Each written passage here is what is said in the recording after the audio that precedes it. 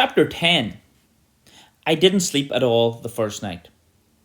I cycled as far as the school, where there was a quiet spot behind the sports hall to hide out. I should have brought a sleeping bag with me, but I hadn't thought of it before I left the house, so I tried to sleep without one. Every time I closed my eyes, I was afraid that something would come around the corner, a big dog, or a tramp perhaps, and kill me.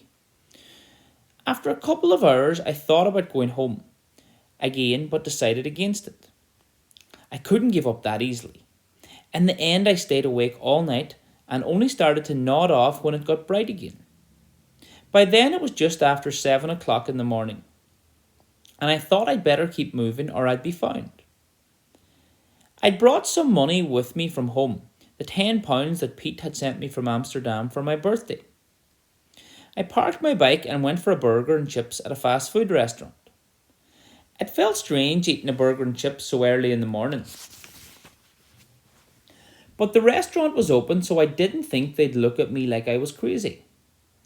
When I came out, a bad thing had happened. Someone had stolen my bike.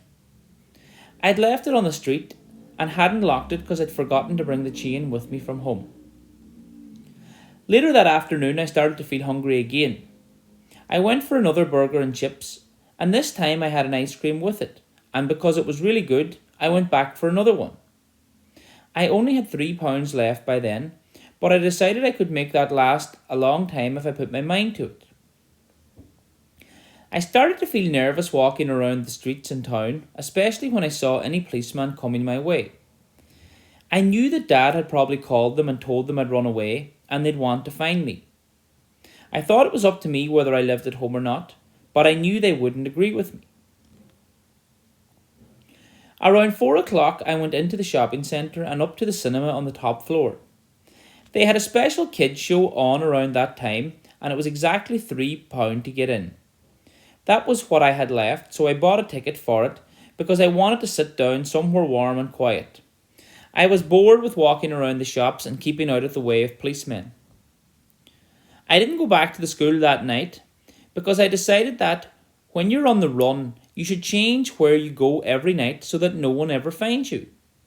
So I walked around town until it was nearly empty, and then I went to the car park behind the shopping centre and sat down with my back against the wall.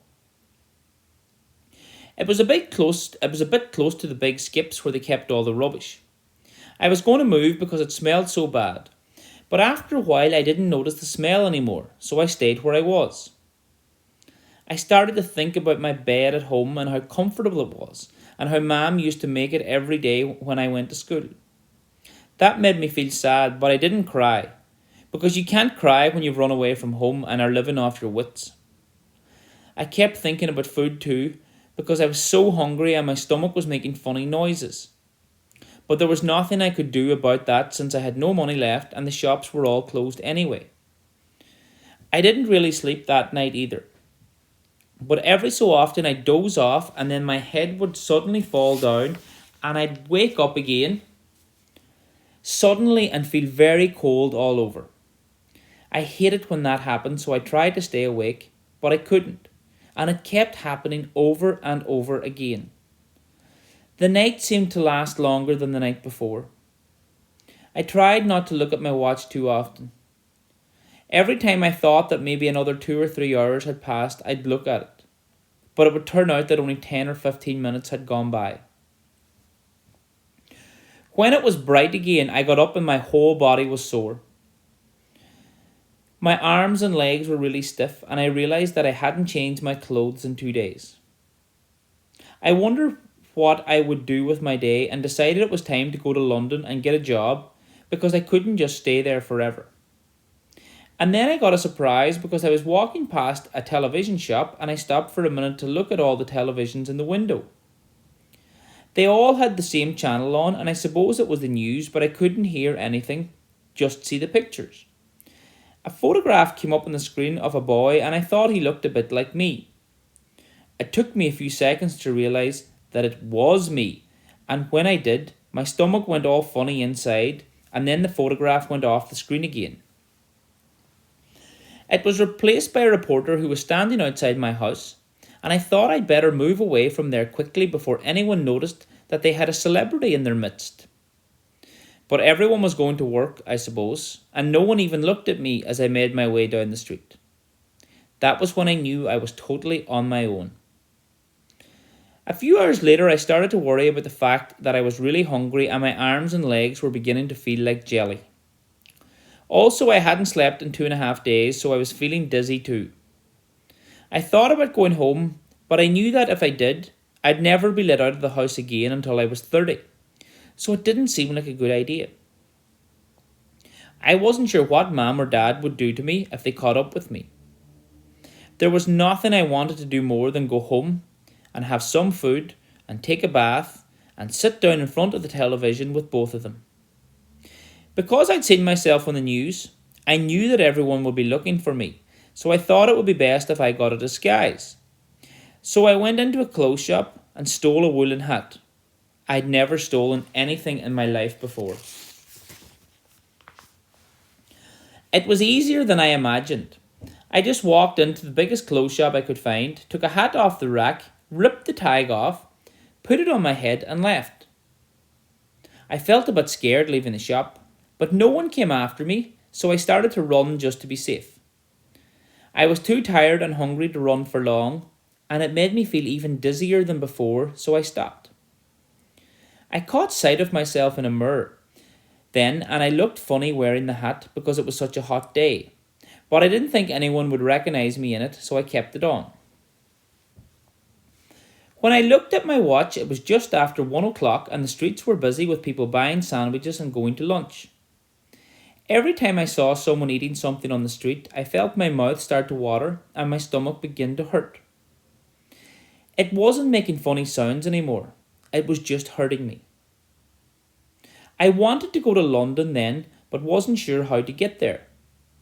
I didn't have any money to buy a ticket for the train or the bus, and I was afraid that there would be policemen at the stations looking out for me. I wished I'd still had my bike, because then I could have cycled there, even though it would have taken weeks. But that would have been part of the adventure and I wouldn't have minded.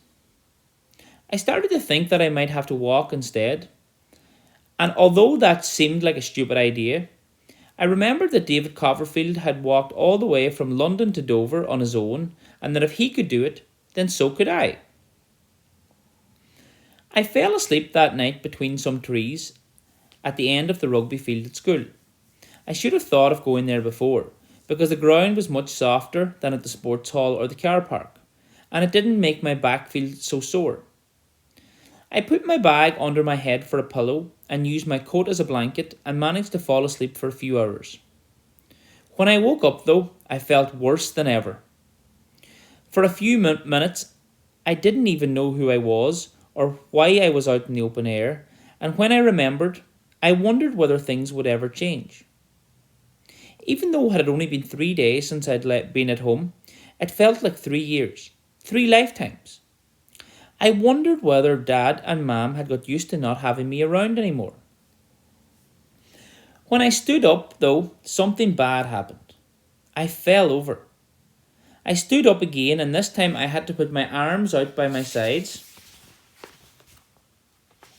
as if I was walking along a tightrope. It took a few minutes for me to feel steady. Once I did, my stomach started hurting again, and I found myself doubling over in agony. I looked around, wondering whether there was anything I could eat. By then I realised that I didn't want to eat anymore, even though I hadn't had anything since the second burger the afternoon of the first day. I didn't really feel hungry, just in pain. That day went by in a blur of walking the streets and wanting to eat. Sometimes I felt like going home, but I knew that I couldn't. I was running out of places to stay, but I hadn't been to the park yet, so I decided I'd sleep there that night. It wasn't very far away either, which was good, because I knew I wasn't going to be able to walk for much longer. My legs were too shaky underneath me. I got to the park around midnight and it was empty. I walked past the bench where I had sat with Sarah, and it made me sad to remember it. I hadn't realised then how lucky I was to have a home to go back to, and food in the fridge, and a mum and dad, even if one of them wasn't speaking to anyone and the other one had hit me. It was still better than living like this. I wanted to go home then, but it was too late, because I didn't think they'd ever let me in now after what I'd done. I found a quiet spot near some bushes and put my bag under my head like I'd done the night before. But just as I was about to lie down on the ground, I fell instead and hit my arm against a tree. I tried to stand up but couldn't because my legs weren't working anymore. When I looked at my arm, it had started to bleed. But it didn't feel sore, and the more I looked at it, the more dizzy I got. I looked around at the trees and the bushes and the park, and all the colours seemed to get blurry, until I didn't know where I was. It felt a bit like the park was getting smaller and smaller and smaller and crowding in on me. And when it did, it would suffocate me, and that would be that. I'd just be dead. Or maybe in a coma like that boy whose name I couldn't remember anymore. So I tried to open my eyes wider, to make all the blurriness stop. But when I did that, it just made my stomach hurt even more. I cried out and bent over to stop it hurting so much, and I thought that if I could just stand up then I'd feel better.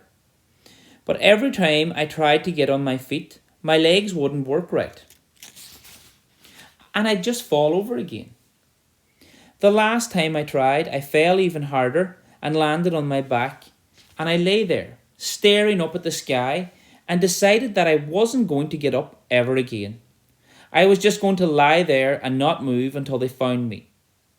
I wondered whether I was going to die.